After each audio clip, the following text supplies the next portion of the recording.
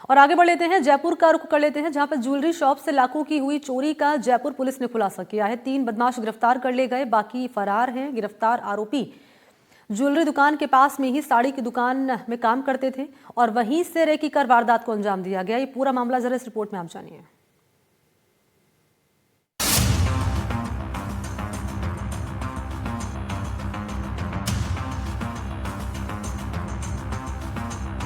जयपुर शहर का सबसे भीड़ भाड़ वाला बाजार जौहरी बाजार, जहां सोने चांदी का हर दिन करोड़ों का कारोबार होता है।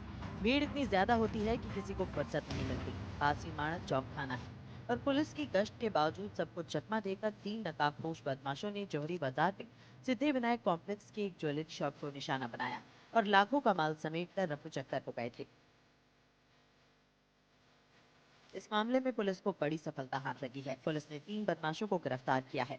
साथ ही चोरी में इस्तेमाल की गई बाइक भी पुलिस ने बरामद की है। वारदात के बाद पुलिस टीम ने इलाके में लगे करीब 200 सीसीटीवी कैमरे खंगाले और संदिग्धों के बारे में मुखबिरों के जरिए सूचना जुटाई और तब जाकर बदमाशों को गिरफ्तार किया जा सका। जयपुर के माणक चौक इलाके में लगभग 38 किलो चांदी चोरी हो गई थी। इसका वारदात का खुलासा हो चुका है। हमारे साथ करण Sharma ji, DCP north. Sir, कितने लोगों को पकड़ा, क्या कुछ रहा?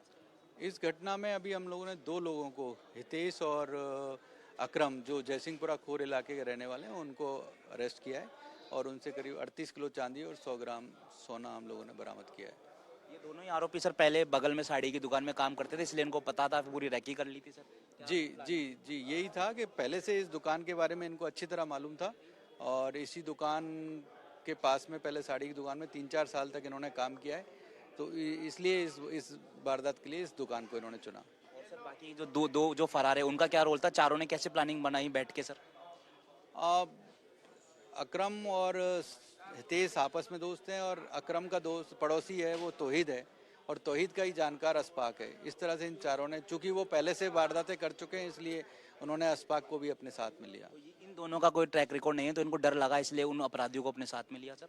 जी, ये वारदात करने के लिए उन्होंने तौहीद और इसको, क्योंकि उनका पूर्व से इसी तरह का बैकग्राउंड है। पुलिस ने बदमाशों के आने जाने की रूट की पहचान कर आरोपी अकरम और हितेश प्रजापत और संजू को हिरासत में लिया।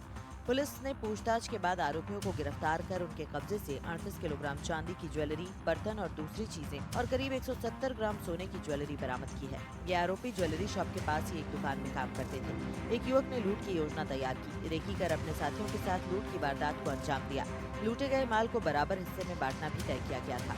वारदात में शामिल दूसरे आरोपियों की तलाश की जा रही है। अब आपको बताते हैं कि आरोपियों ने वारदात को कैसे अंजाम दिया था। वारदात 19 नवंबर की रात में हुई। कुछ गार्ड सोए हुए थे, एक गार्ड बाहर की ओर घूम रहा था। नकाबपोश बदमाशों ने पहले रेकी की, कॉम्प्लेक्स के पास वाली बिल्डिंग की सीढ़ियों से पहली मंजिल तक गए। कटर से कॉम्प्लेक्स में लगी लोहे की जाली को काटा, दुकान में सो रहे गार्ड के साथ मारपीट की। दुकान के सभी ताले तोड़कर माल समेट कर भागने लगे। सीसीटीवी में लुटेरों की ये वारदात रिकॉर्ड हुई। जाते समय बाहर गली में ड्यूटी दे रहे गार्ड को भनक लगी। वो ऊपर की ओर भागा, लेकिन नकाबपोश बदमाशों ने उस गार्ड को भी मारपीट कर उसे बाथरूम में बंद कर दिया। जिस जाली को काटा, उस जाली से निकलकर फरार हो गए। प्रारंभिक जांच में ये सामने आया है कि आरोपी हितेश प्रजापत तौहीद और अशफाक का पुराना आपराधिक रिकॉर्ड रहा है। अब तक की जांच में आरोपियों ने जयपुर के जयसिंहपुरा खोर और टोंक जिले में भी लूट की वारदात को अंजाम देना कबूल किया है। फिलहाल पुलिस इन आरोपियों से पूछताछ कर रही है। माना जा रहा है कि पूछताछ में कई और खुलासे हो सकते हैं। एनडीटीवी राजस्थान के लिए जयपुर से दीपक चावला की रिपोर्ट।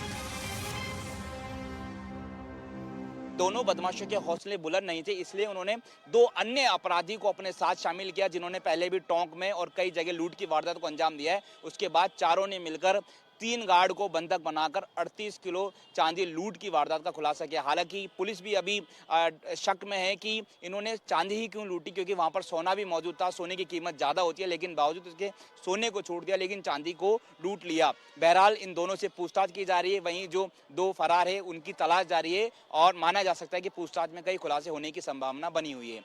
सहयोगी जसराज के साथ दीपक चावला, एनडीटीवी जयपुर।